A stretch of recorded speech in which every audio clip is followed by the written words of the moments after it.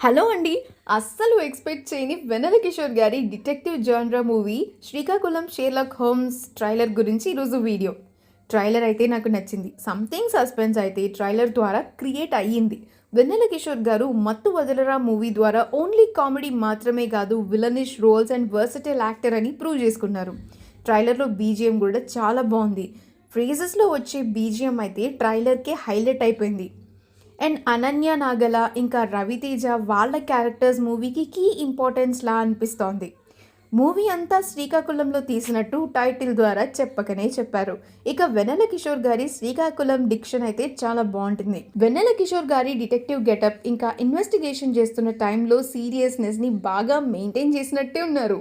అసలు బీచెస్లో అన్ని మర్డర్స్ ఎందుకు జరుగుతున్నాయి, ఇంకా ఈ మర్డర్ మిస్టరీని వెన్నెల కిషోర్ గారు ఎలా సాల్వ్ చేస్తారు, అదంతా తెలుసుకోవాలంటే మూవీని మనం చూసి తీరాల్సిందే.